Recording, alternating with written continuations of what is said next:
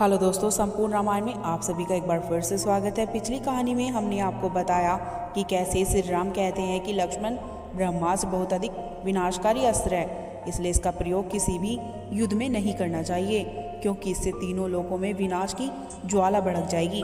तो दोस्तों, आज का भाग शुरू करने से पहले आप सभी से एक रिक्वेस्ट है कि वीडियो में अंत तक बने रहें। अगर आप चैनल पर नए हैं तो बेल आइकन पर क्लिक करके चैनल को सब्सक्राइब कर लें। साथ ही साथ वीडियो को लाइक करके कमेंट बॉक्स में जय श्री राम लिखना ना भूलें। चलिए तो वक्त ना गवाते हुए कहानी को शुरू करते हैं। श्री राम के मना करने पर लक्ष्मण वापस रणभूमि में लौट जाते हैं और मेघनाद से युद्ध करने लगते हैं। अदृश्य रूप में इंद्रजीत अलग अलग दिशाओं से लक्ष्मण पर बाण चला रहा था। कभी वह आकाश में जाकर युद्ध करता तो कभी सामने आकर युद्ध करता।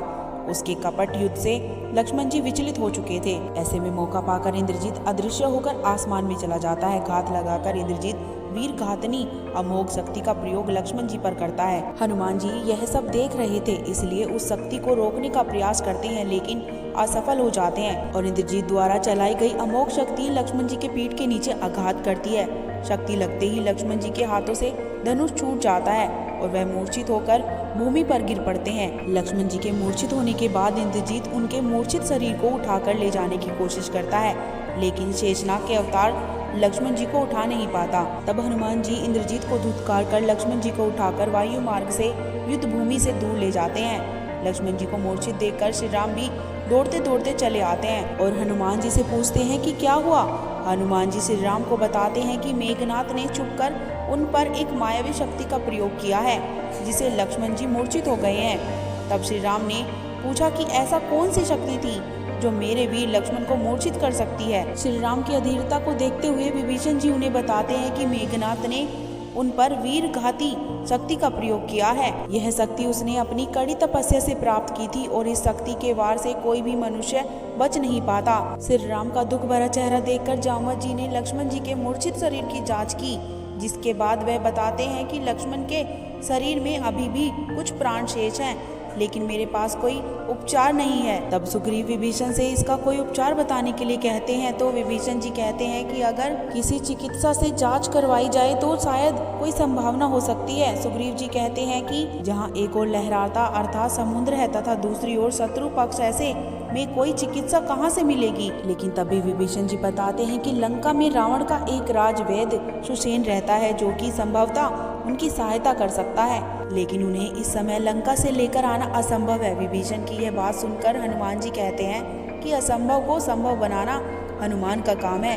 कृपया आप बताइए कि वह वेद सुसेन का निवास स्थान कहाँ है, मैं उन्हें लंका से लेकर आऊंगा। विभीषण के बताने पर हनुमान जी श्री राम से आज्ञा लेकर जाते हैं और अति सूक्ष्म रूप धारण करके लंका में प्रवेश करते हैं। वे एक गुप्तचर के भांति वेद सुसेन का मकान खोज लेते हैं। तब हनुमान जी अपना विकट रूप धारण कर लेते हैं और वेदराज सुसेन को उनके घर सहित उठाकर लंका से ले आते हैं और श्री राम के समक्ष प्रस्तुत करते हैं। श्री राम और विभीषण जी उनसे लक्ष्मण के प्राणों की रक्षा करने का निवेदन करते हैं, लेकिन खुद को इस तरह उठा लाने से वेदराज सुसेन श्री राम से कहते हैं कि मैं आपकी कोई सहायता नहीं करूंगा, क्योंकि यह मेरी देशभक्ति के खिलाफ है। आप शत्रु पक्ष के हैं और मैं महाराजा रावण का राजवेद हूँ, इसलिए मेरा धर्म बनता है कि मैं अपने राजा के शत्रु का कोई सहायता ना करूं। तब विभीषण जी वेदराज सुसेन को उनके चिकित्सा धर्म का वृत्तांत बताते हैं और कहते हैं कि आपका एक धर्म यह है कि अपने रोगी का उपचार करना और उनके प्राणों की रक्षा करना। यदि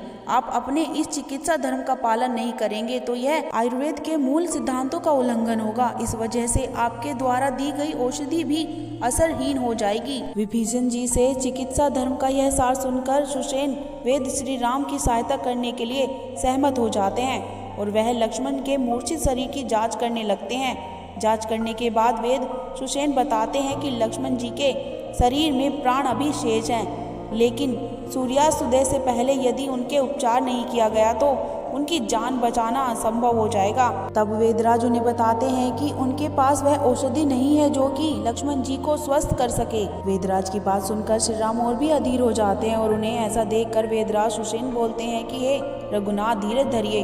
लक्ष्मण के प्राण बचाना का एकमात्र उपाय है, लेकिन बहुत कठिन है।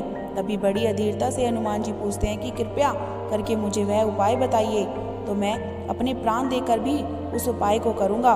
तब वह वेदराज उन्हें बताते हैं कि कैलाश पर्वत पर हिमालय पर्वत के बीच में द्रोणागिरी नामक पर्वत श्रृंखला है। उसी पर्वत पर श्रृंखला में एक ऐसा पर्वत है जिस पर कई तरह की गुणकारी आयुर्वेदिक औषधि उगती हैं। उनमें से एक संजीवनी बूटी भी है, जिसे यदि समय पर दिया जाए तो मृत शरीर में भी प्राण आ सकते हैं। तब वेदराज यह भी कहते हैं कि तुम्हें सूर्योदय से पहले ही वह संजीवनी बूटी लेकर वापस आना होगा। यदि सूर्योदय हो गया तो लक्ष्मण के प्राण बचाना असंभव है।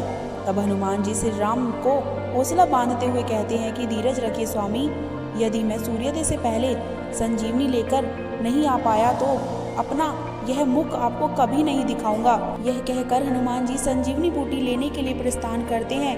दोस्तों, संपूर्ण रामायण का यह भाग हम यहीं पर समाप्त करते हैं। अगर आपको संपूर्ण रामायण मेरे शब्दों में पसंद आ रही हो तो वीडियो को लाइक करके चैनल को सब्सक्राइब कर लें और कमेंट बॉक्स में जय श्री राम लिख